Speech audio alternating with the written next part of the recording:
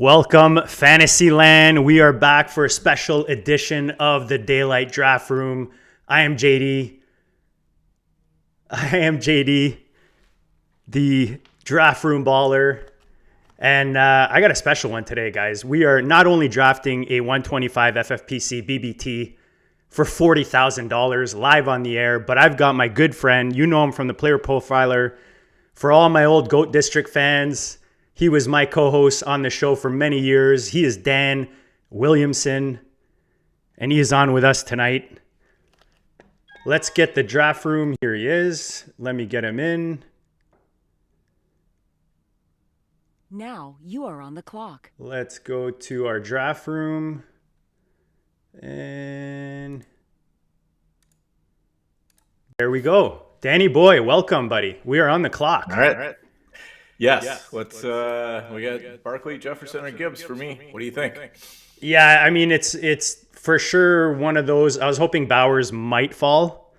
Yep. I'm honestly good with any of them. I lean Barkley and Gibbs usually in this range, but you know me and JJ, man. I love me just some JJ. So I'm good with honestly any one of them. Do you have a preference?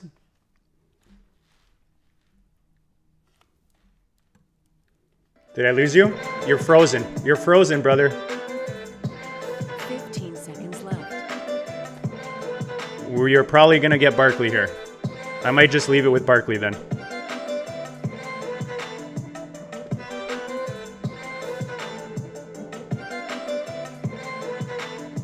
All right, Dan will come back. He's having a bit of a technical issue with his internet, I believe, so not a problem. He'll be back very soon. Start with Barkley in the 4th spot is not bad in any way. He's been going in the... Let me go to my Fantasy Mojo. So Barkley's been going in the 3 spot if you look at the last 7 days on Fantasy Mojo. We got you back, Dan? You froze at the worst time, brother. Like everything froze up. It's all good, man. It's all good, right? It's on air technicals. It's just how it's got to be, Dan. It's how it's got to be. It is. It's good to be back with you, JD. This is something I've been looking forward to for a long time, and since we actually got one planned out, I've been looking forward to this for the last couple days. So for sure, man. I'm glad we got it going. For those just tuning in, we were initially going at 1 p.m. Eastern. That draft was not filling, so we caught the 4 p.m. We've got Jamie in the house. Jamie, always appreciate you joining us in the live chat. So we autoed the first one, but I kind of let it just auto. I figured like Barkley to start in the 4 spot is not awful. Yeah. You good with that, totally Dan? Fine with that. Yeah. I really have very little Barkley, and so I've been trying to just take him where he falls, and this is the spot where he fell. So yeah. Totally fine with it. Perfect. All right, how's the sound? Sounds good on your end, Dan? Yeah, sounds good. Okay. Everything's great. Jamie, Jamie's like my tech support, so if there's an issue with the sound, he usually lets me know. We like to play a little music in the background, keep it exciting, keep it fun, keep it light. But this is a big draft, Dan. $40,000 on the FFPC. If you see it on the right side of the screen, guys, if you're not already at myffpc.com, the best site to play fantasy, best ball, redraft, dynasty, they've got it all. You can use DRBALLER, DRBALLER, and you'll get $25 off your first team. But this is a big tournament. I know, Dan, you usually do a few of these. I've done a few already. 1 quarterback, 2 receiver, 2 running back, 2 flex, tight end premium, 1 tight end, and none of that funny business, Dan, the kickers and the defense. We just straight up 20 rounds. Yes, exactly. So makes it nice and tidy, fewer positions to worry about, so don't mind that at all. Does Dan have an echo, Jamie? Oh, man, not again. Don't even tell me again. All right, let's turn the music off just to make sure Let me go in the source here. Dan, do you want to maybe test it out with the sound? All right. Testing. This is we're now coming around the turn to round 2. Big wide receiver run to finish off the first round. And you have headsets. You have a headset in, right, Dan? Yes, I do. Yeah, but I can understand everything he says. Oh, that sucks. I don't get it. I do not get it. Running through my Yeti microphone. I've got no echo on my end, but we had an issue with when I had Peanut Punch on, Aaron, he wasn't using a headset. So we just figured that was the echo. Oh. Yeah. Well, I don't know. Doesn't seem to. And you just left and came back, so it wouldn't be that. Yeah. All right, I'm going to keep the music off for this one. If it's not, Jamie says he can understand everything. You know what? For the sake of the draft, let's leave it for now. I'll try to play around with stuff as we're going. Am I echoing Jamie at all? Eventually we get this thing right. It's unbelievable though. All right, let's think about our next pick right now, because we are on deck, and then we can discuss it. I see your 2 guys there. I definitely like number 1. Okay. Good deal. Yeah. And number 2 is not bad. I've been kind of warming up to him. I was going to ask you about him, so we can discuss it once he goes, whether that's with us or a different build. Yep, for sure. Is there anybody else you can throw in the queue other than those 2 guys? I mean, I don't mind the first guy in the queue at all. Then that's pretty much it. Those are probably would be my top 3. Okay. So we'll see who it takes to. I imagine Tango is the rest of that. Now you are on the clock. There we go. So he goes JSN. So we got all 3 guys left. I mean, I'm good with either one. You know me with stacking and best ball. I mean, that's usually my lean if I'm deciding between guys. Yeah. I think that's a move. Yeah. All right, perfect. So let's go AJ Brown here. Okay, you got him? I got it. Okay. So I was going to ask you, we talked about the first half of the first round. The back end of the first round, there's kind of that second tier of receivers. I include CD in that. I've got him pretty much like in line with Jefferson, to be honest. We've got Dak coming back. But whether you include them in with the second tier receivers, do you have those guys in a certain order? I kind of put Puka behind BTJ and ASB. They're kind of flat for me, those 3. And I've even got Nico included in that tier. Yeah, I actually have ARSB as kind of the last of that tier. Okay. Just because I'm a little bit concerned about coaching change in Detroit, new offensive coordinator. A little bit concerned about Jameson Williams coming on. There's a lot of things that could go on there, and I just I think Nico, Neighbors, Nakua, and Brian Thomas. Those guys all have a ton of upside. I'm always just a little bit leery having those slot guys up in that first round. It's little bit tough to swallow sometimes, because sometimes you're just kind of getting that 15, 16, 17 points every week, but you have a harder time getting the big explosions with some of those guys. ARSB, that hasn't been the case so far, but I always worry that it could be. All right, and we are coming up here. You're up next.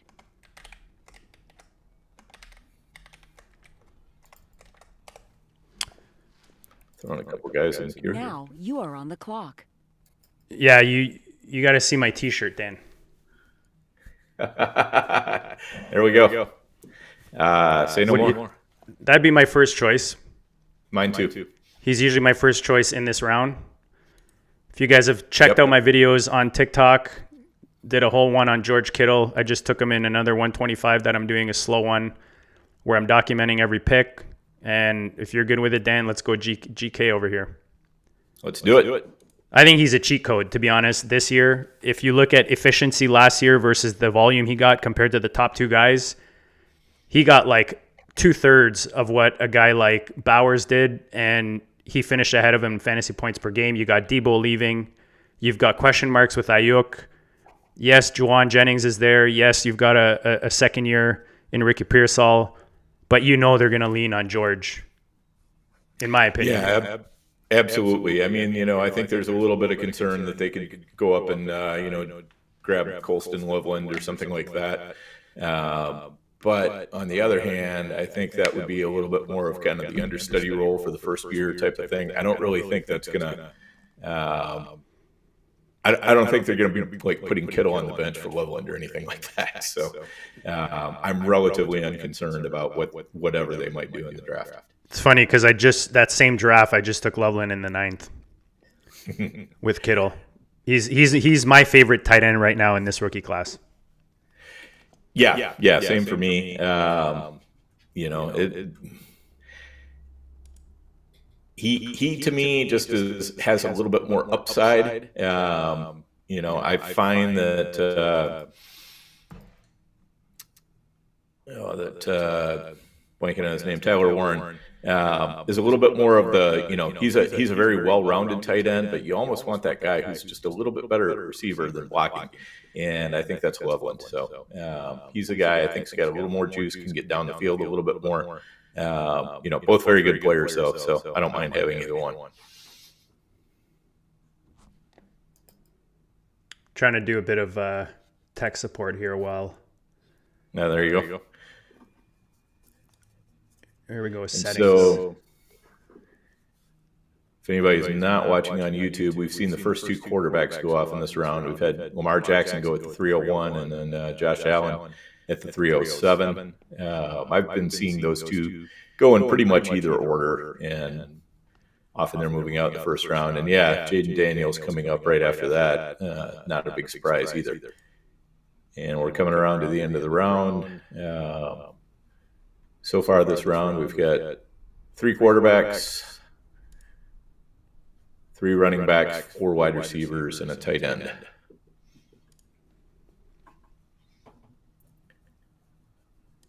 And we'll see what the E guy on the end here does.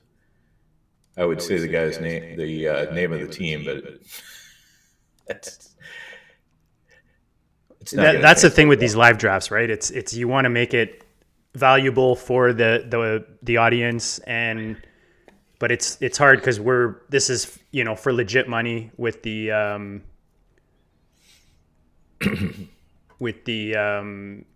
125 buy-in, 40,000 up top.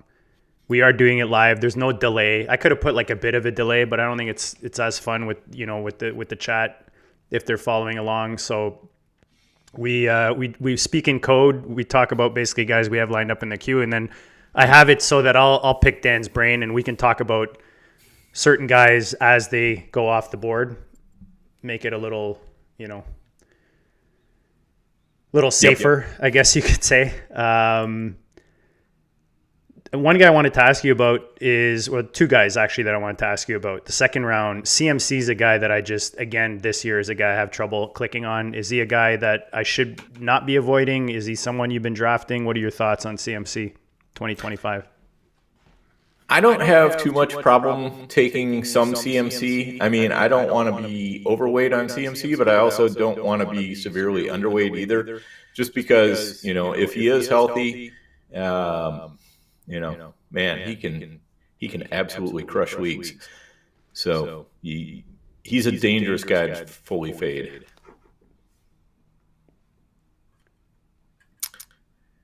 And I got 4 guys in the queue, and we have only 2 picks before ours. So one would definitely be my first choice. You are up next. Yeah, he gone. He gone. So my next choice, I mean, the first one is I'm warming up to, but I definitely like the second one better. Now you are on the clock. Well, that makes it easier. Okay. I would lean the first guy. Mm-hmm. Evans I've cooled off on. I shouldn't have said that, but anyways, that's who I've cooled off on. I would prefer the other guy you have there, or like why can't I add? Hold on, let me make this larger. How much time do we have? We have time, right? Here we go. 33 seconds. Like if we wanted to do something funky like that, or even that. But if we want to stick with that position, I would take the guy you have at the top. Do you see them? Yes, they just came up. 15 So seconds left. sometimes I just have to put somebody in. Yeah, I like the guy at the top. All right. Or I think one of those Take other him. guys is probably going to wrap around to us. I mean, the guy at the top might too, but I got it. okay. So we went Rasheed Rice there. We were looking at Hurts, Worthy. So my reason for cooling off on Evans, Dan, beginning like January, February, I was smashing him way too often. He was just, to me, easy money. But as soon as Godwin goes back, when I looked at the splits with Godwin in and out, you're talking about he goes from 20 points per game to 15 points per game with Godwin on the field with him. So that kind of scares me at the, when you look at the other guys in that range. Yeah, definitely makes sense. We are getting to the point where he just went. So I was going to say he might be somebody we'd consider in the fifth round, but he gone. So we have a question in the chat, but I'll wait till we get to. I'm next. trying to avoid talking about guys that are not off the board, so I'll bring that up once we get to that point of the draft. Yep. And I put one player in.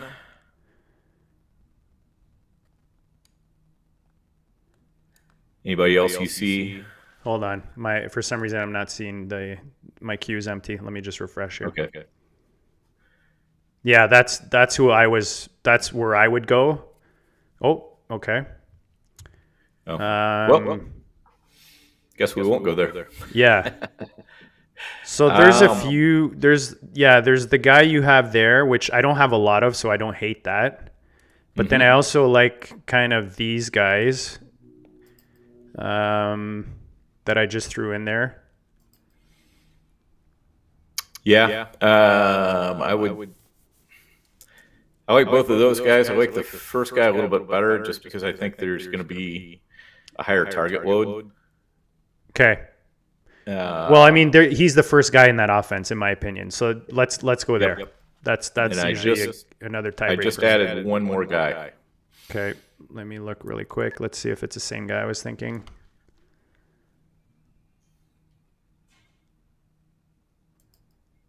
Yeah. No, let's take the first guy. All right, doing it. There we go. So it's funny you added him. I was actually thinking this guy that I just added would have been another way to go. Yeah, would have been. Though I don't know. You're worried about that? To decide how I feel about him. Okay, about him or about his quarterback? Just kind of the whole situation. Yeah, I'm just, I worry a little bit about how much volume there's going to be in that passing game, especially early in the year. We're talking about T.J. Hockenson here, and with Addison, Jefferson, and Hockenson. You are on the I mean, I think the Vikings can support those three targets relatively well. But the thing is, are you going to get enough out of Hockenson? Taking him this high, you need him to be a top tight end. It's not okay for him to be, like a tight end 8, tight end 9, something like that, because then you've wasted a fifth round pick and you've basically gotten no advantage whatsoever. So that's my concern with him. There are a couple of guys that come later in the draft that I like at their price a little bit more. The position's so deep that if you miss on a guy that you want early, it's not the worst thing. For me, Kittle, when he's there, and I'm especially at the front end of the board, I like taking him in the third. But if I miss him, I'm not I'm not worried about it. There's so many guys, like you said, later in the draft. Right, and having Kittle on our team means we don't have to force it at tight end either. I mean, we've got our guy. I'm in the middle of a slow draft where I took Kittle, and it just kind of seemed like the right tight ends weren't falling to me. And I think I'm in round 16 or something like that, and I still don't have a second tight end. Yeah, and I'm still perfectly okay with that because I've got Kittle. I mean, I know Kittle can get injured or whatever, but we have to draft as if all of our picks are going to pan out perfectly or very close to perfectly. So I don't worry too much about that. Basically, if Kittle goes down for the entire year, yeah, that team's probably going to be in a little bit more trouble. But on the other hand, my other positions are stronger because I only had to draft one tight end through 16 rounds, so I can perhaps make it up elsewhere. All right. Speaking of, I got to just make a pick in a Superflex BBT that I'm in. There we go. And funny enough, I'm on the clock on my other one as well, the 125. So, what was the other? Let me look at some other. I don't know. I'm trying all this other stuff on my tech support here to try to eliminate that echo. And for whatever reason, it's not really. All right, let me go back to my the other question I had for you. Okay. I threw a few guys in the queue, by the way. Oh, that was the other guy I was going to ask you. Is the Breece Hall dip. He's a guy I've talked about on my other live streams. There's talk of him being traded. There's the split backfield scenario with the Detroit influence coming in the coaching staff. Are you shying away? Are you taking advantage of the dip? Where are you on the Breece Hall situation? I'm drafting more wide receivers in that range than anything else. Okay. So I don't have a ton of Hall. And honestly, I'd like to see him dip. Like, I haven't seen him go in the late third very often. Most of the time, he's still been going in the early third, which to me is like, well, he almost might as well be going still in the late second, because you're gonna end up with him on the same set of teams. Kind of those first four teams are the ones who seem to be getting Breece Hall all the time, and I don't want to just follow the herd on that. But if I can pick up, Team 8 is the one that picked up Breece Hall. I think that's a nice spot, because if somebody picked him up in this, if somebody who drafted earlier was picking him up in the second round, there's a big, there's a full round difference between the 205 and the 308. So there, I feel like I'm getting a little bit more of an advantage than picking him at the 303 versus the 210. Dumb question for you, Dan. When your settings, when you came in or currently, do you know like your input output? Do you have it on headset mic and on? So it says audio input as their headset mic and then output headphones. I have. Apologies for the tech issues, guys. We'll get this figured out. All right, let's make our pick, and then I'll take a look at my settings. Okay, and sounds good. Now make sure. you are on the clock. So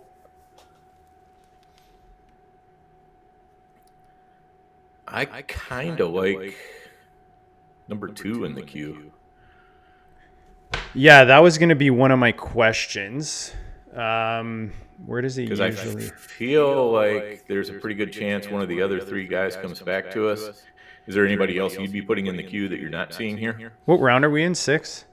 Yeah, we're in 6. I feel like he's going to be discounted though, because of the recent news. I kind of prefer number 4. He's actually going earlier. All right. Yeah, I'm fine with that. Yeah. You good with 4? Yeah, let's do 4. 15 seconds left. Okay, so what I was going to ask you about is actually, I mean, we can wait because there's a couple more left on the board, so maybe we'll talk about that in a second. Maybe check your input output. I'm trying to do it from my end, but for some reason I'm not getting what the tech support is giving me here, so it's not really helping for whatever reason. Yeah, I have mine is going in through my Yeti microphone. Yeah, it says make sure audio input is their headset mic, not built-in mic. And then make sure audio output is their headphone, not speakers or same as system. Yeah, I don't have a spot where I can manipulate my output. Okay. I've You got. are up next. All right, we're up next. Let's take care of our pick. Yep. I really like this guy that I just threw in there. I like this guy a lot. 2 and 3. And this guy's growing on me, number 4. And that would kind of be the guys I like in this range. I don't love the first guy you have there. Maybe you can sell me on him. Now you are on the clock. I mean, we're getting him at a... Actually, no, he's going pretty much in this range, I was going to say. Yeah. Oh, he's off the board anyways. So do you like any of the 3 that I threw in there? I think, unless you and I might actually throw in... I like number 2 in the queue. Let's do that. The tight end here looks good. Yeah, let's do that. I actually missed on him in my draft where I have Kittle because I love pairing the 2. And now with the Joe news in Cleveland, I mean, he's one of those guys that it doesn't really matter, in my opinion, who the quarterback is because they're going to lean on him. Right. But the Joe Flacco news is not the worst case for him. At least it sets a floor, if it's not Pickett that we're leaning on. And that's the thing I think about Flacco is, we don't even know if Flacco would start any games. I mean, for all we know, they're going to, they've got Kenny Pickett. They might draft Shedeur Sanders at 2. I think they go quarterback in the draft. Like maybe not at 2. I think so too. Maybe not at 2, but I do think that they will maybe come back into the end of the first or somehow get themselves a quarterback. Yeah, but the point is, Flacco just kind of puts a floor underneath the quarterback play. Exactly. There's a limit to how atrocious it can be. And I posted on X yesterday. I mean, Flacco has really kind of low key become Jameis Winston. I was gonna say he's Jameis Winston light. He kind of he's a fuck it and chuck it type of quarterback. So he tons of attempts generally when Flacco's in the game, a ton of yards, ton of TDs. There might be some interceptions as well, but those interceptions just kind of keep the pressure on. It's like pretty much every game Flacco's played for the past couple of years has been a carnival for both offenses. So, that's what we look for. And as far as, I've been really big on Jerry Jeudy as well, but I'm kind of at the point where I think Njoku versus Jeudy, I'm probably going to go Njoku just because, the tight end position is, first off, you get the 1.5 PPR for the tight end position. So you get the premium on it. And with the tight ends being more scarce, even if they score equivalently, like, say they both get 240 points over the course of the season or whatever, that's much more valuable at the tight end position than it is at the wide receiver position. So I like Njoku over Jeudy, but I think they should both be going in the same range of the draft. Jamie says Flacco is putting up QB1 numbers every game with the Browns. Agreed. I mean, he's like we said, he's kind of a Jameson light, and they have the weapons in Cleveland. They've got the defense. Then I've got a something I've tried here. I'm hoping this will help, but I've got to kind of disconnect you and bring you back. I'm not really sure how this is going to work. So if you got to come back, just go back through the link. I've got to click this disconnect button. I don't know if it just means your sound or if you're actually going to be disconnected, because it says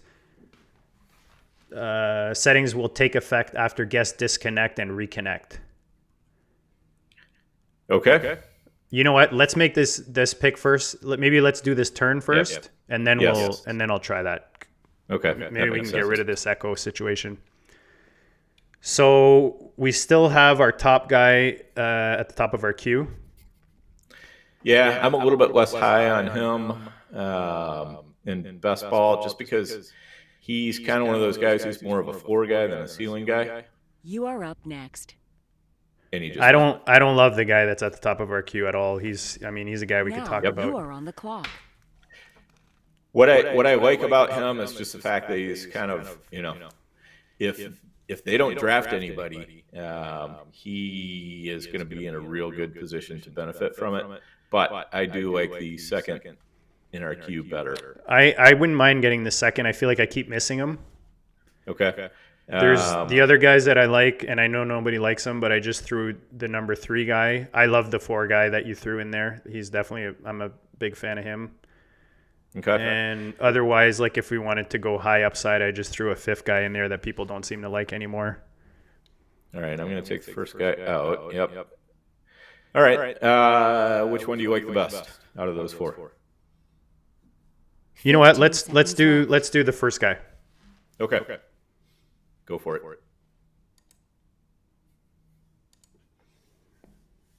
So we took Pearsall, keeping with the San Fran. Yep. You were looking at, well, he's not off the board yet, so I won't mention it. So let's do this turn, and then we'll try this this tech thing here. So far we've got Barkley from the 4 spot, AJ Brown, George Kittle, Rashee Rice, Cortland Sutton, Quinshon Judkins, and Njoku and Pearsall after 8 rounds. So pretty solid. I mean, we're not really desperate at any position. Nice and even in the, if we're looking at the receivers, tight ends, running back, we're not really, and then quarterback is quarterback, right? So it's not like it's a huge panic in a 1 QB. No, definitely not a huge panic, though there are a couple guys that interest me that I put in the queue. Yeah, I see the one. I only see one guy there. Hold on, let me refresh here.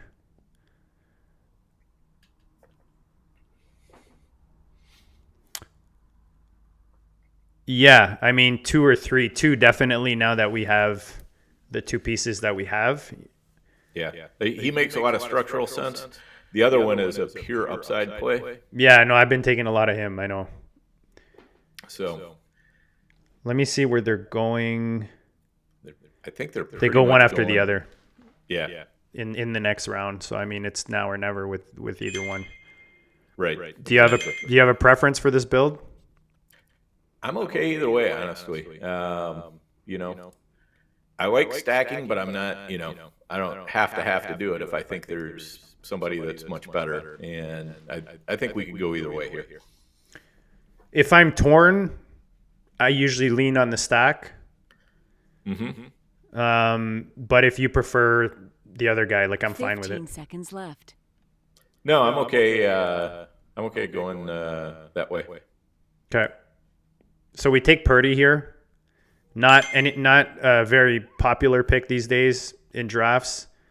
Whether it's Debo gone or Ayuk question marks or whatever it is, should be getting a contract in San Fran, but he just doesn't seem to be.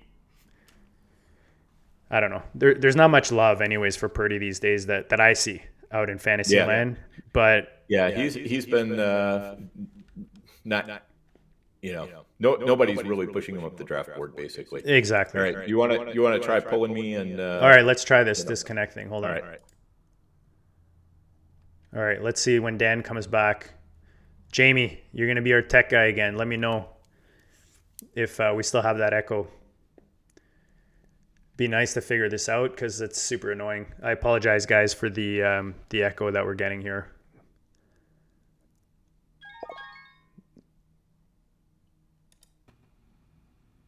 All right, Dan, do a little talking. All right, can you hear me? Am I echoing?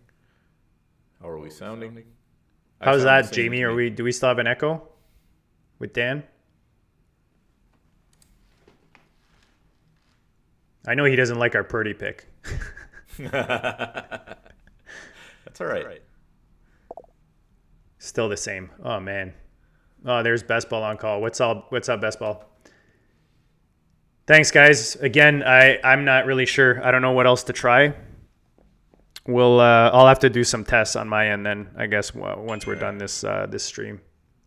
I'm just gonna try a couple different things here on my settings. The weird thing is I've got it in my ear and I don't hear any echoes, so that's kind of the frustrating thing. At least if I could hear it, I would know, All right, can you hear me? I hear you good. Yep. Okay. I don't know if I'm echoing or not, but I'm coming through my headphones, so.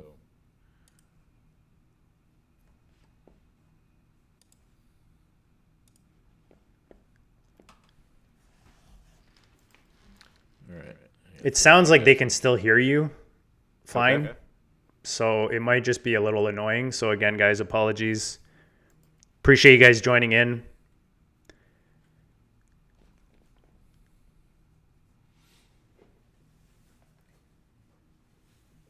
It's It's really weird though, because that's like I said, it's second time that we've got an echo with a guest, and we thought for sure it was just because Aaron was wearing no headset last time. But I'll have to play around with it.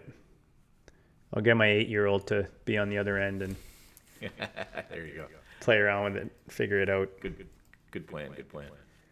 The plan should have been, I should have probably got you to come on a little early to test it so we can test it, but it's all good. We'll figure it out. Yep. Tech issues always keeping us on our toes with these live streams, that's for sure. Even after like how many years now doing this. So sorry, go ahead. New platform too, so That's kind of the thing. I've got this new software, and I'm gonna have to figure that part out if it's on my end. It sounds like it could be because like I said, that's second guess now where we get an echo. So I'll have to test it out on my end and try to fix it. But getting back to the draft, I wanted to just talk about the rookie running backs. I know we picked one up in Judkins. My favorite's been Caleb, just because he usually goes kind of at the back end of that tier of running backs. Do you have a favorite? And do you include Scadaboo in there? I feel like he's kind of climbed now, and he's become like as soon as Caleb goes, I kind of see Scadaboo go behind him. Do you have guys you like or don't like specifically, or are you just trying to sprinkle these guys in to your builds evenly? Yeah, I'm trying to sprinkle them in. I do like Caleb a good amount. And Judkins I probably needed to get a little bit more of, so I'm glad that we took him. Henderson has been a guy that I've been getting a decent amount of. Omari and Hampton for sure.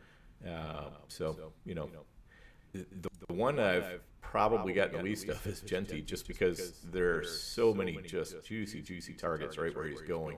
Same. And taking a completely unproven rookie is just, I don't know. It's a hard button for me to click.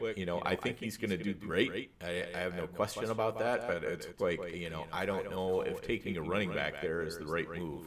That's the problem. So it's not like, oh, well, I don't think he can be the running back 5 or 6 or, whatever he ends up going. But is it worth it to take the running back 5 or 6 when you can have, potentially a Brian Thomas or a Drake London or a Lad McConkey or somebody like that, or a Trey McBride for sure.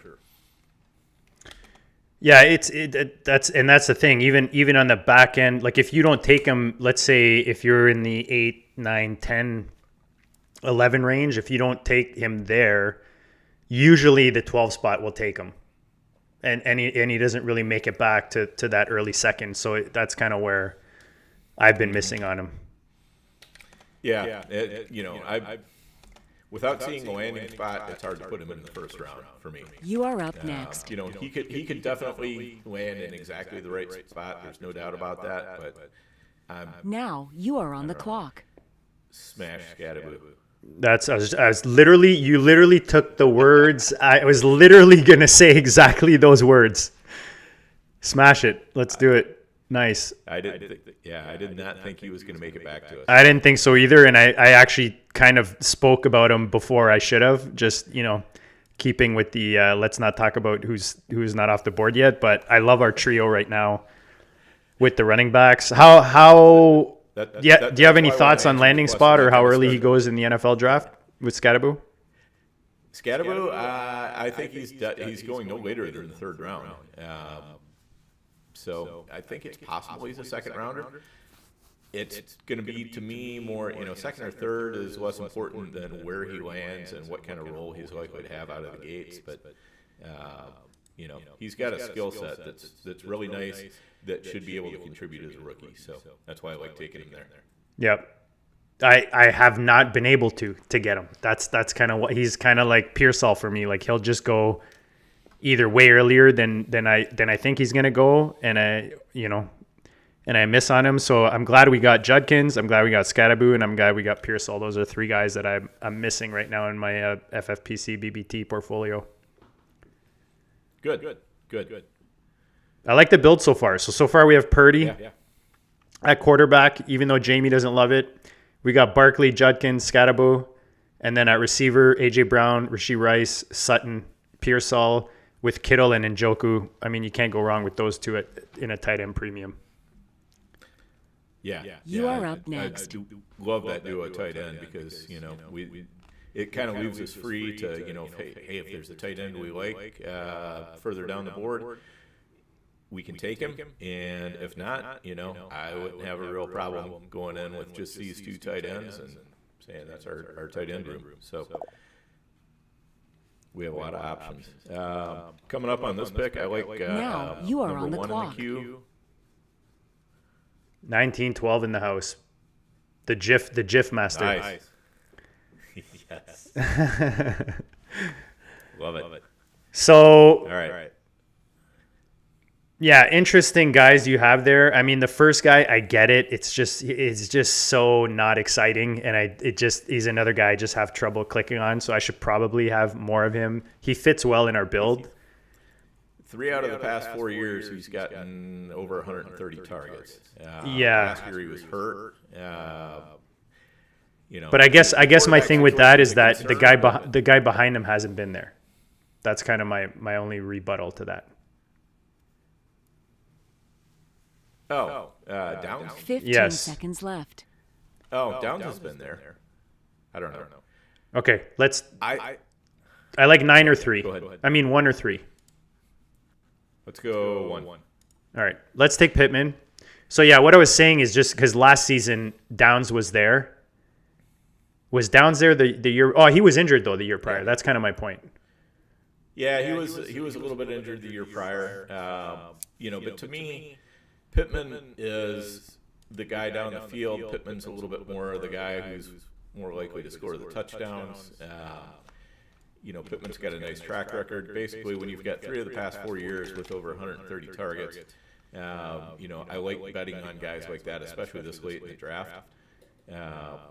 Also opens us up potentially to a backdoor stack if we choose to go that way. I mean, he still had 111. Yeah, you know what? I didn't realize the volume was that steady the last 4 seasons, because even last year, considering he was injured, 111 targets. I mean, the guy was going to go on injured reserve, and then all of a sudden he's like, no, it's only a broken back. It's no. Yeah, he's a tough bastard, that's for sure.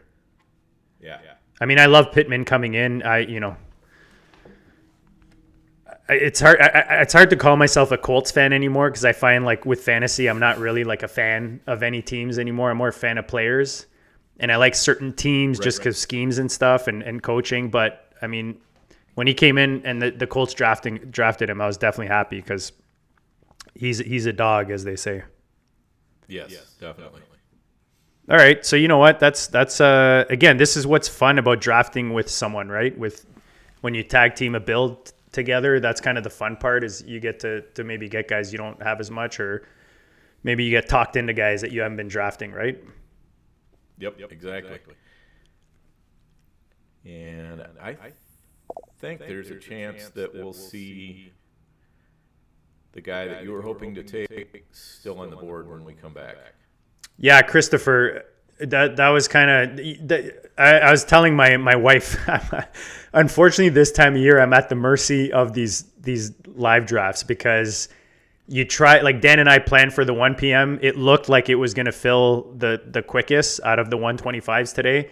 And even this morning I woke up and I believe there was 5 spots open, and then all of a sudden everybody jumped to that 4 o'clock. So that's kind of why we had to do the switch before it filled, because then otherwise, like you said, the other one didn't fill. So apologies. Appreciate you trying to jump in. Yep, no doubt about that. Jamie says the Browns sucking was the reason I started playing fantasy back in 2004. There you go. And they haven't stopped sucking since. That's awesome. Yeah. Well, I'm a Vikings fan, and I definitely figured out a long time ago that if I was going to ever be able to celebrate any championships, it was going to be on me to provide the championship, because the Vikings aren't doing it. So.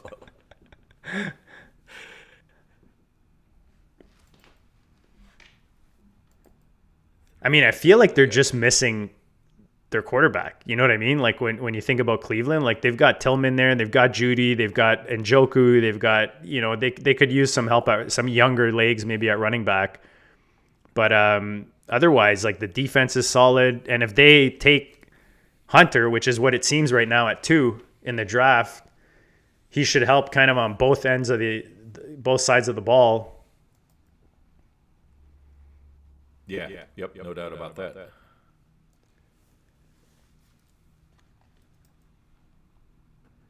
There we go. Christopher found somewhere else to draft to put his money. If Jamie's like, if the Browns had Mahomes, they'd still lose.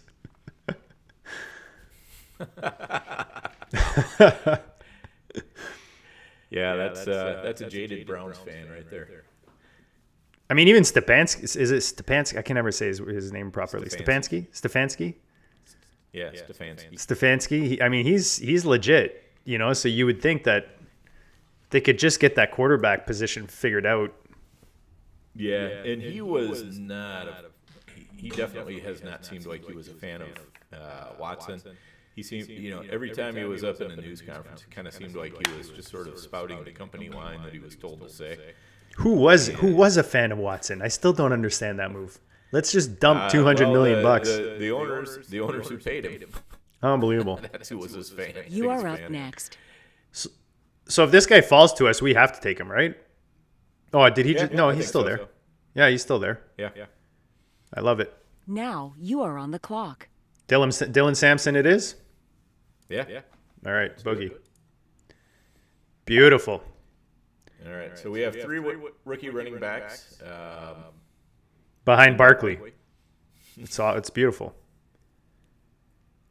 It's funny because I feel like anytime I've gotten Barkley, this is exactly the way I've gone. Even on other platforms, when I get the Barkley pick, I usually just smash the rookie running backs behind them because you're just trying to fill the RB2, Right, exactly. And that's the thing is, the RB2 is probably the least important position to fill in your starting lineup. If you can fill your flex with big scorers, you can fill your tight end with a big scorer and fill your wide receiver spots with big scorers. Running back 1, big scorer. Running back 2, they're not a big scorer. It's not a big deal. But if you have a flex who's consistently not a very big scorer, basically what that means is your team You has are no up depth, next.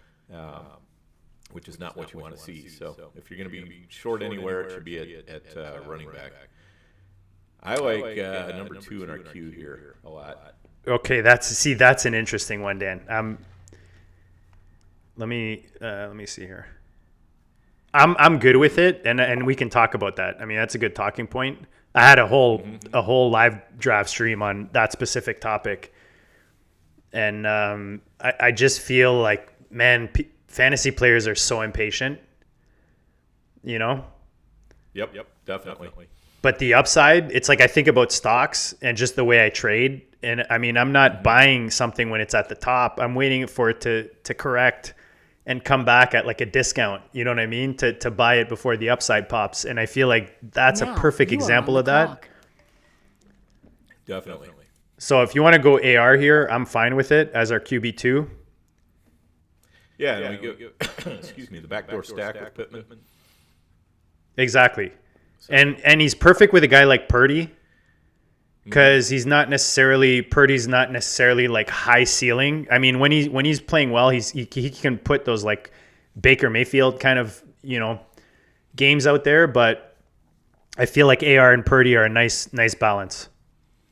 Yeah. I also liked Trey Benson a lot, who Team 5 took right after our AR pick, but I feel like we can get some guys who are sort of similar to Benson a little bit later.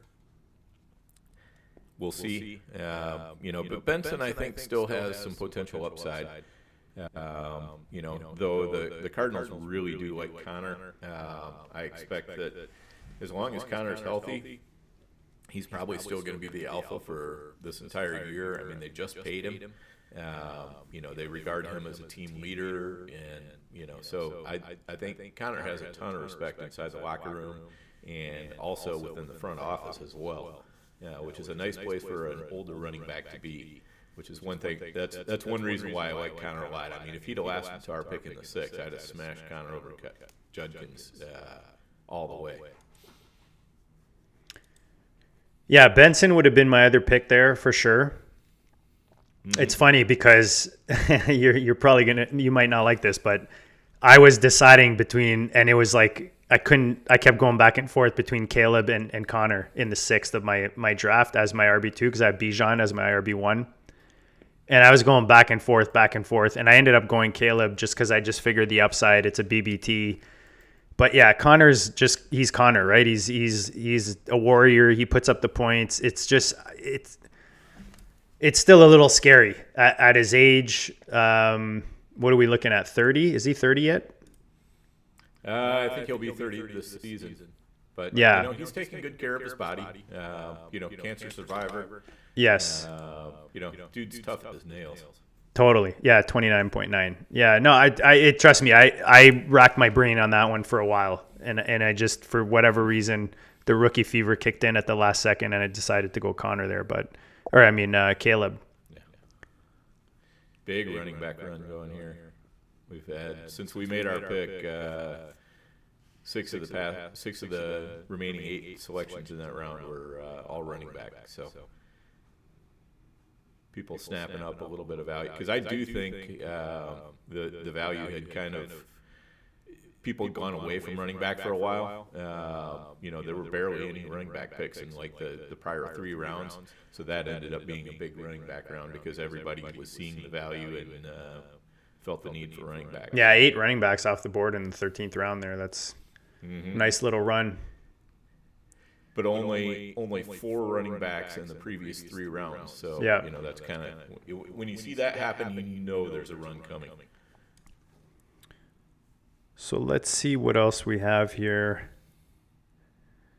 Coming back to us, we're in the 14th round now.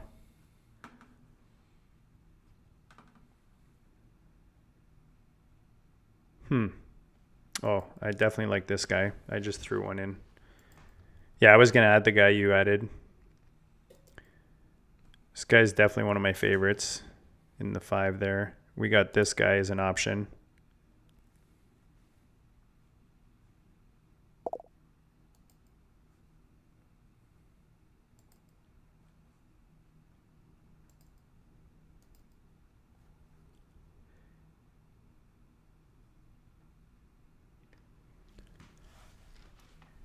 Yeah, number 7 we can probably, number 6 and 7 we can probably, on the way back, 7 we can probably wait. Yeah. On at least 1 round. What are we at now? We have 2, 4, 5 receivers, 2 tight ends. Why did I think we had more than 4 running backs? That's why and I was thinking like we have so many, but we passed on a couple. That's why. Yep. Exactly. So. Yeah, I mean that first guy, he's not like sexy, but he's gone now. Was Ford. Jerome Ford he's basically the RB1 right now in that offense until they do something different. That to change, but we'll see. I don't hate that number 1. Next. Yeah, I like that a lot. I think there's, and I think that fits our build well, just because we do need a little bit more. Now of you are on the clock. Established veteran presence. All right, we're on the clock.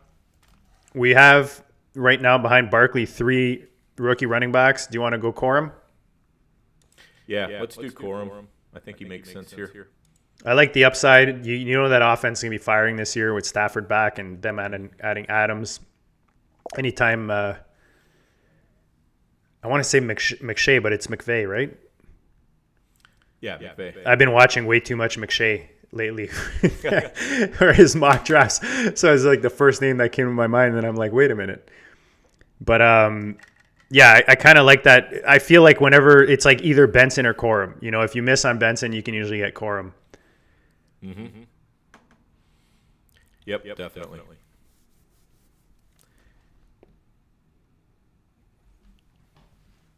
And I also really like the top guy in the queue right now, just because of what potentially could happen. Yeah. Yeah, I'd say either him or 4, just based on what we have. You are up Yeah, next. and I think 4 will come back to us. Really? Still? I think so. Yeah. Okay. What are we in? 15? Let me check Mojo Yeah. here.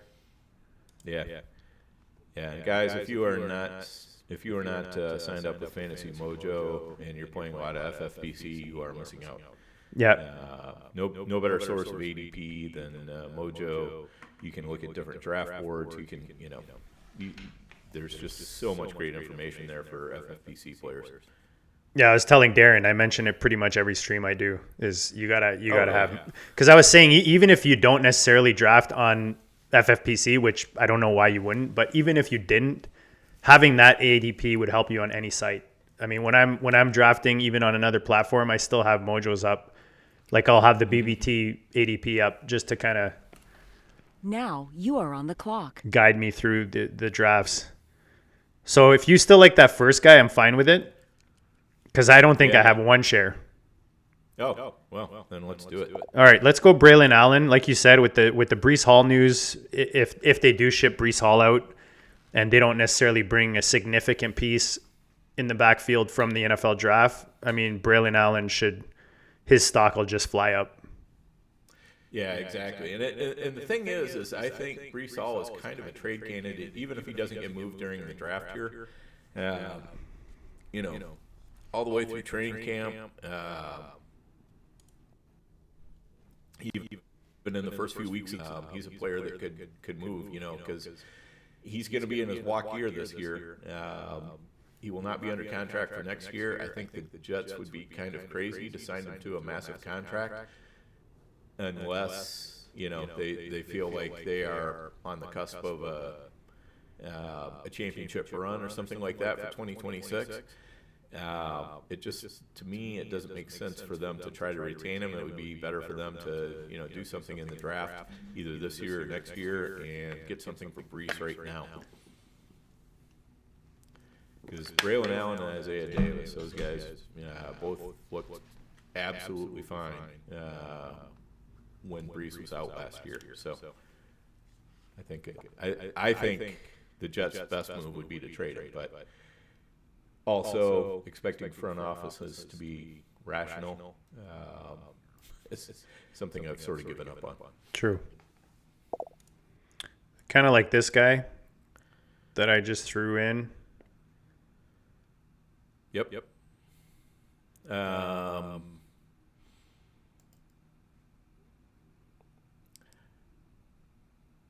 going to throw in another guy that we don't need to do until later, but Yeah. that would be another way to go.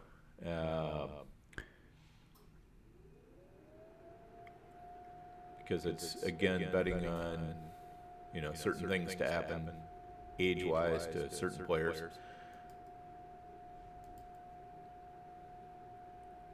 I mean, we can even get both. Not mad at that. Yeah, I don't think we'll need both. I think it's probably one or the other. Because with what we have already, I don't think we'll need to necessarily double tap. I mean, if that ends up being the best player available in the last round or something like that, then Yeah. Whatever. I like this guy too. Not mad at this guy. Oh, no, that's not what I meant. Oh, maybe you threw that guy in. Hold on. I might have. So would you, I mean, there's no point having the conversation until we can name people. So I'll ask you once we get past that. Okay. I like that. I like A.O. Minor pick in the 16th round. That's a great pick. I had just thrown him in the queue. Good old Canadian boy. Yeah, you and I both. Yeah. I think we both threw him in at the same time. So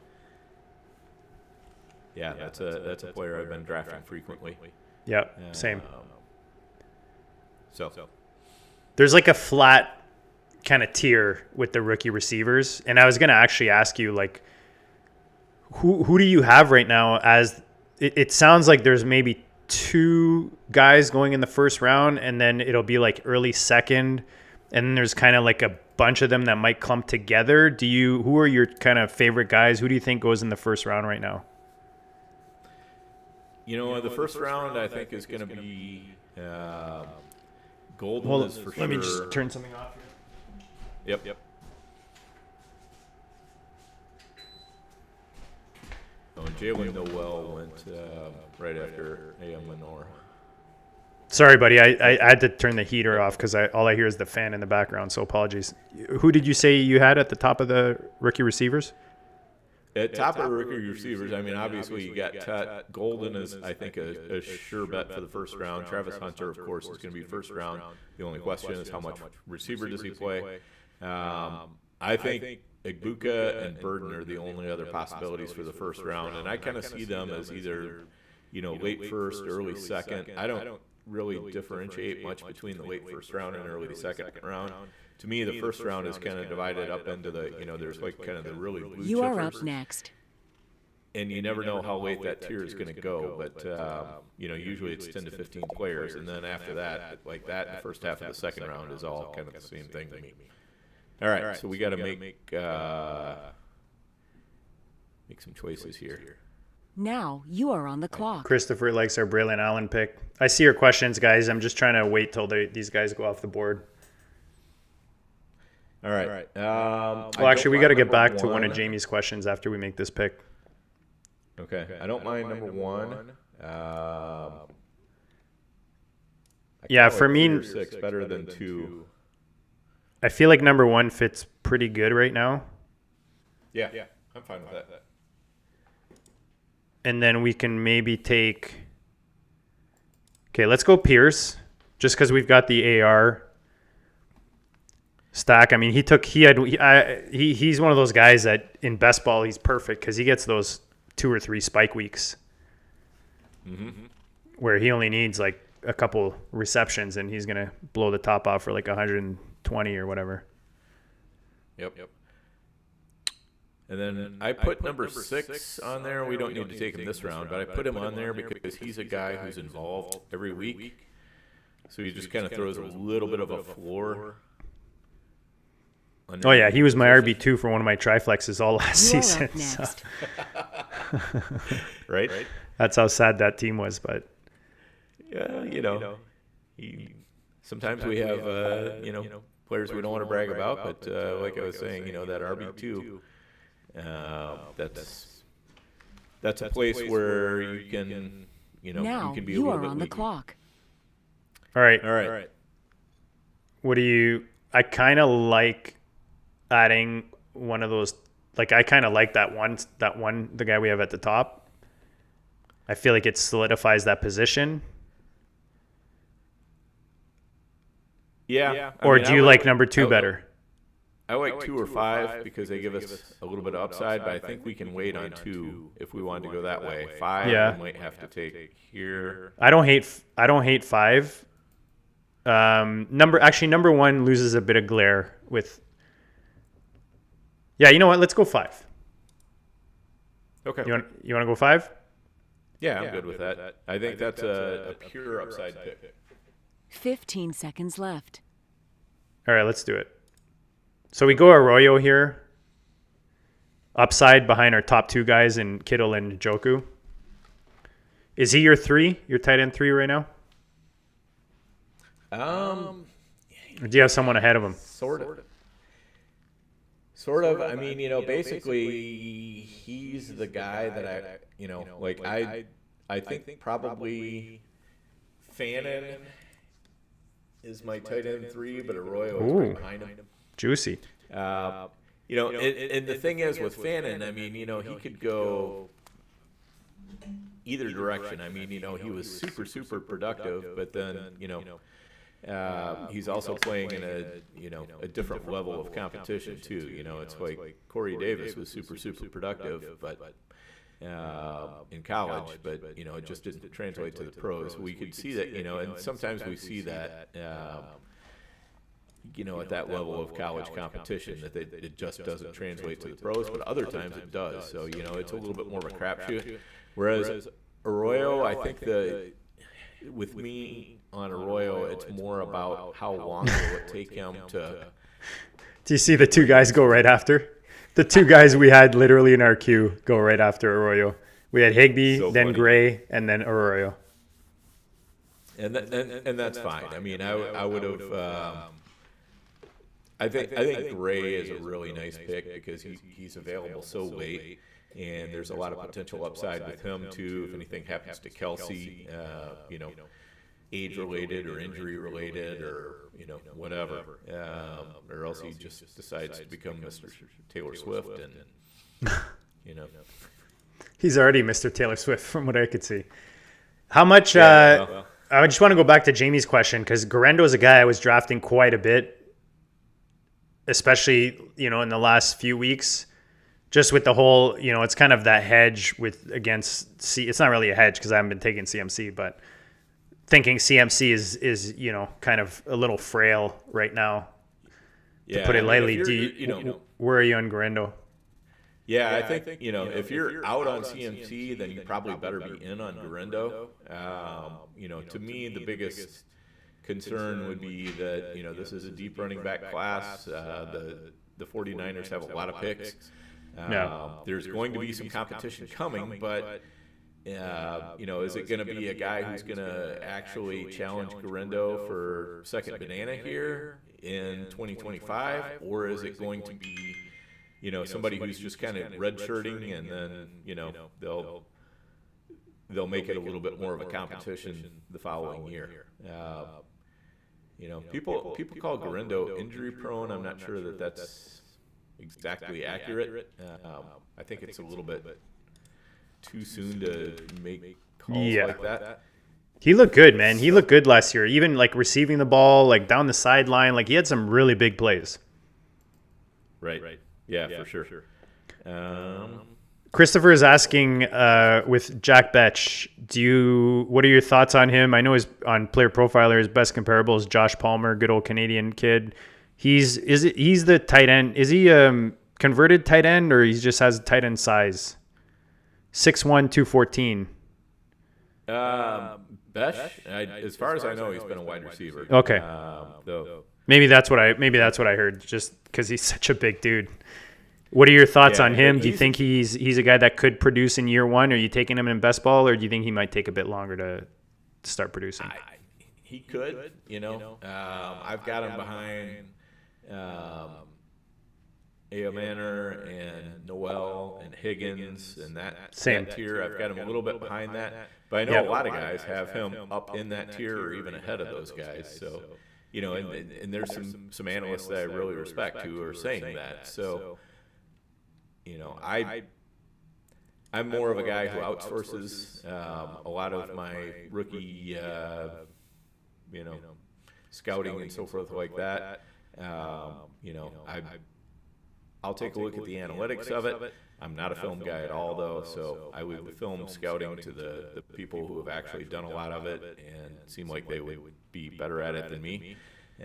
So it's not an area of confidence for me to sit there and, I don't sit there and watch YouTube film of all these rookie receivers because, it's just, I think there are better ways I can spend my time because I follow a lot of people who do watch a lot of that and have much better insights on what they're seeing than what I have. I can develop that talent, I'm sure, but, again, when you can have somebody else do the work for you, sometimes that's what makes the most sense. Yeah, I'm kind of the same in the sense that I'm not necessarily a college guy, so I'm usually seeing these guys for the first time, once the rookie fever kicks in or when we start looking at these guys. I have certain sources I trust, but I don't mind throwing them on a bit, YouTube, whatever you call it, and then looking, trying to get some input on these guys from the sources that I trust just to see if it lines up. Because I do find that is helpful. Yes, I'm not a scout or anything like that, obviously, but I like to see what these guys look like on the field, Dan. Whether it's highlights, YouTube, whatever. But I get it. You got to trust. But again, I'm not going to just necessarily go off of what my eyes are seeing and kind of go off of. You are up next. You got to go from the pros, and that's why I was like mentioning McShay earlier. He's a guy that I like to watch, and there's a few guys out there that kind of go through all of them. Whenever I'm looking at specific guys to get the general feel. The tight ends I find are the most polarizing right now because a guy like Loveland, I've heard like some guys say he's Now like an you are inline on the guy and clock. his run blocking's awesome, and then I've heard other guys say he cannot block at all. So it's like sometimes it's hilarious seeing the different. Jamie, that's a good point. Rookie big board, Matt Hicks and Yep. John. He's awesome. They're awesome. All right. That's definitely a good source. All right. So I like number one in the queue. I think, there's an obvious reason to take him.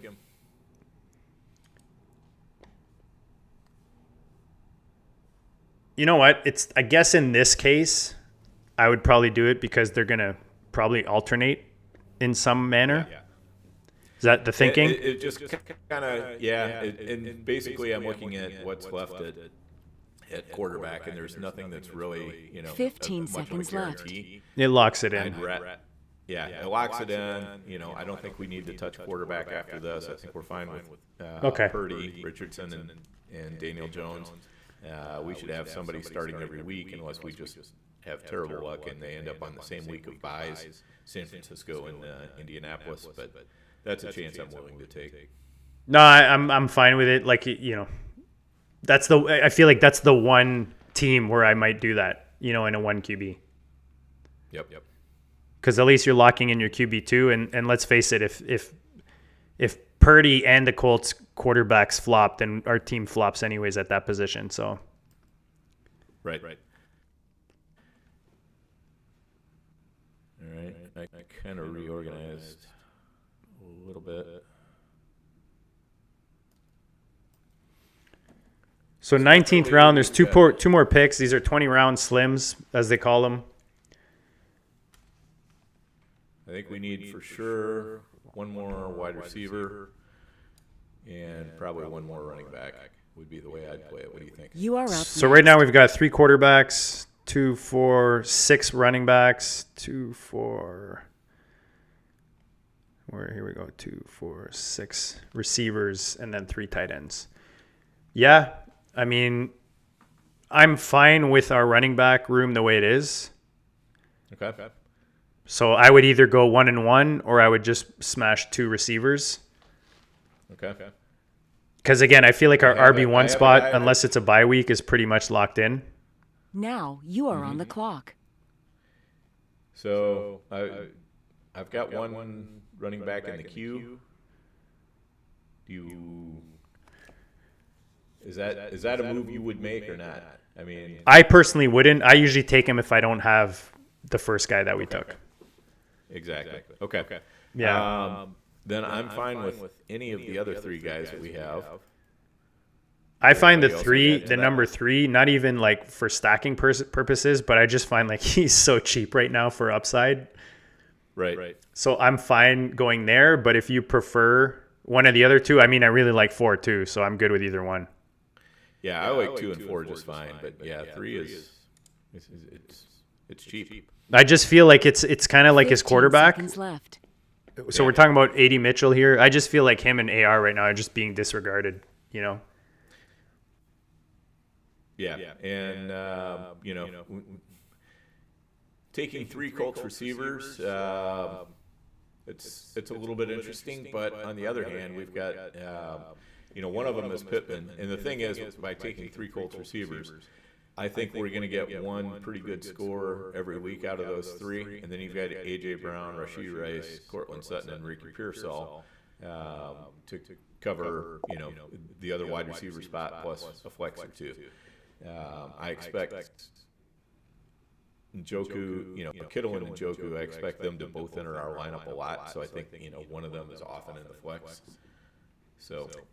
No, I agree. The other guy we were looking at was Kyle Williams, who just went off the board. I really like him. He's I know Chris Sims is a big fan. I think he's got him as his wide receiver 2 right now. But he's definitely a fun prospect. Christopher mentions Iosivas. Is that, I know you liked him last year, Dan. You had him early on some of our shared teams that we have. You took him off waivers fairly early before he popped, which ended up working out well especially with T out. But is he a guy you've been drafting this year? I really haven't been drafting him this year because, again, you've got kind of T and Chase in there, and then Gasecki. I mean, it's tough to take him because you're counting on an injury pretty much for him to really do a whole lot. Because otherwise, he's at best even if he overtakes Gesicki as kind of the third option, he's still the third option. So you're having to bet on an injury, and I really think he's going to be more the fourth option. Because they paid Gesicki, they want him in there. Jamie loves Roshan Johnson. He says Roshan just went. The team that team wins the league automatically. The Isaiah Davis pick, I was thinking about that for potentially our last round, just to pair him up with Braylon Allen. Yeah, that would have been all right. I don't mind doing a double tap on running back when you're behind, if you're taking running backs behind a guy that you think something's going to happen to. There can be a lot of value in that because it could be a committee or it could be one or the other. And I think it's a little bit hard to say which one might have the upper hand. I would bet on Braylon before Isaiah Davis, but I wouldn't be shocked if it was Davis. There's a bunch of guys here, at the last pick. Like, there's a bunch of guys that I'll throw in my drafts. Number 2 is interesting just because I feel like at this point, I don't know if they're just waiting for the draft to happen before they, bring him in. Yeah. I feel like there's a little bit of, maybe he's waiting or maybe teams are waiting. Yeah, actually, that's a valid point. He could totally be waiting too. Just throwing a couple other fun names in there for us to think about. Yeah, the first guy you have, I've definitely thrown in as a last pick. But usually if I've got his quarterback is where I've thrown him into. Mm-hmm. Yeah, it's a nice late stack. The thing with number 2 is maybe it's just, I just feel like he has that upside that if they do bring him back, it's probably a situation because they couldn't really fill that need in a different way. Yeah, and it could be any team, really. That's true. Not just that one team. But what about this guy? Number 5. Yeah, I thought about him too. I see your number 4. He was in my flex on that one team, my one tri-flex. He was awesome last year. Yeah, I mean, scoring touchdowns is fun, and he was a guy. Anytime he scored a touchdown, it's unbelievable. He was at least giving you a floor. Even if there wasn't a ceiling. So out of the 5 guys we have, who's your first, second, and third choices?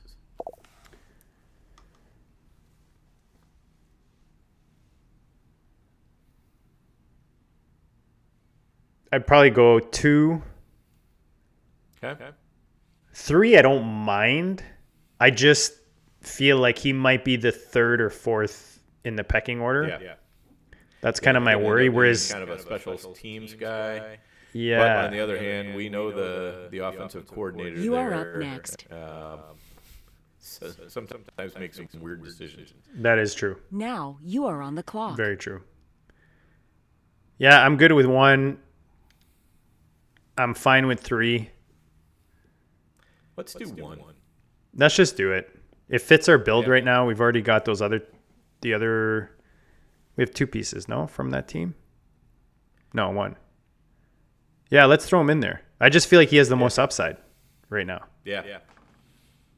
All right, let's go Chubb. Usually, like, I look back at teams, like I final tabled the Superflex BBT last year, the Never Too Early. And I look back at that build, and it's like you look at your last, 5 rounds, and maybe one guy in your last 5 picks, even contributed. So you're really swinging for upside here. And I feel like Nick Chubb, as long as they don't go, high at the position in the draft, if they re-sign him or like you said, if he goes somewhere else, he's going somewhere else because they have a need and because they like him and because he's healthy. Like, I feel like it's those 3 things that gets him to another roster. So he might end up being a 0 for us, Dan, but I feel like it's definitely a big swing in the last round. Yeah, absolutely. And having, one more veteran with because we do have 3 rookie running backs. So having a veteran in there sometimes just kind of helps. Christopher just threw out in his mouth a little bit. Yeah, well, sometimes I do too when I make things like that. But that's all right. I mean, there are times where those picks that make me throw up in my mouth a little bit pay off. Every time I take Stephon Diggs, I throw up in my mouth a little bit. True. Although he's seeming a little less. Kind of risen up the draft. Yeah, he's a little less gross these last couple weeks. All right, so let's go through the team. So we've got at quarterback Brock Purdy, AR, and DJ for the Colts QB situation. We've got Barkley, Judkins, Scatabo, Dylan Sampson, Corum, Braylon Allen, Nick Chubb at running back. We've got A.J. Brown, Rashee Rice, Cortland Sutton, Ricky Pearsall, Michael Pittman, Alec Pierce, A.D. Mitchell for the trio in Indy. And then we've got our trio at tight end with George Kittle, David Njoku, and Elijah Arroyo. Any final thoughts, Dan? I haven't even looked at the other teams. Like, is there anything that stands out with some other builds? Or any thoughts? I haven't really done a whole lot of looking at the other teams either. I mean, number one structurally is kind of a, robust RB for sure. Definitely. Number one is going. They went Bijan, Josh Jacobs, Chuba Hubbard, Alvin Kamara, Aaron Jones, and 5 of the top 6 rounds, and put Lamar Jackson in there as well. And then they're just kind of piecing it together at wide receiver. So yeah, I feel like I've drafted against this guy before, and I feel like he had the number 1 spot before. So I think the last live draft I did, he had the number 1 spot and did a very similar thing. Whereas you have number 3 has got kind of a hero running back, Brock Bowers, and then Higgins, Adams, Devonta Smith, DK Metcalf is his top 4 receivers. Structurally, I think that one's a fun one as well. Yep, I like that one. Even number 2, like I've been saying, like it's hard to find a really bad build this time of year because people drafting this time of year are not necessarily they're pretty on top of it. Even number 2 there with Chase first, they've got their 3 running backs in the top. What is that? 8 picks. And then they sprinkled in like some rookies, Tyler Warren, and then you backed it up with Chig and Schultz, even though I don't like Schultz. But structurally, it's a good build with Bo Nix and Drake May, 2 upside quarterbacks. Yeah. And then Team 12, I think, is really interesting too. I mean, if Hampton and one other running back hit, he's going to be going to town for sure. And they loaded up at the end there with Elijah Mitchell, Brooks, and Lloyd, which I like, Tootin, Davis. So that's, I mean, again, structurally the balance is there. So if they hit on Hampton and then even one other of those rookie running backs, they should be good. And then he took that Justin Fields pick that we were debating with Purdy. So he's got a very high upside quarterback pairing with Matthew Stafford. I was going to say that's a great pair with Matt Stafford. Yeah, and then, Cousins and Dart is, pardon the pun, but a couple of dart throws that, hopefully one of them works out as his QB3. But as, and there's talk that the Jets might take a quarterback at 7 too, so depending on how the board falls. But I think they're probably going to take the quarterback. I don't think it's a guarantee that Justin Fields starts 17 games this year, even if he's healthy for 17 games. But I do think he gets the first chance at the job, and if it's going well, he'll continue to run with it as long as he continues to play well. Jamie's got a quick Superflex trade question here. Just got another trade. He offered Gabe Davis, Jermaine Burton, and 306 for Trevor Lawrence in a Superflex. I countered his 106 for my 312 straight up. Maybe he gets the message. I made a trade. Actually, I reached out to Dan. I made that trade in that Triflex. Pardon me? I said that was definitely sending a message. Yeah, that's definitely sending a message. I made a trade yesterday. I had a bit of trader's remorse this morning But it was one of those where I've been trying to move these two pieces all off season, and maybe I sent it a little light. So I sent, this is a total rebuild. I hate using that word rebuild. I usually like that worse. I'm doing a reno mode, but this team is just awful. So I sent T. Higgins and Jonnu Smith for 109, 205, and 309, which might be a little light, but the way I look at it is, for me in the first round in a triflex, you've got the 5 running backs, you've got a couple tight ends, and then you've got at least 2 or 3 receivers that you're pretty content with. And I've got the 104 and then a bunch of seconds already in that draft. So, might not be a popular trade, but I think if I can make those picks work, and I've also been sending out offers since then to try to move some of those picks around. But yeah, I mean, it's a good time right now to be, trying to place yourself in the rookie drafts wherever you see favorable.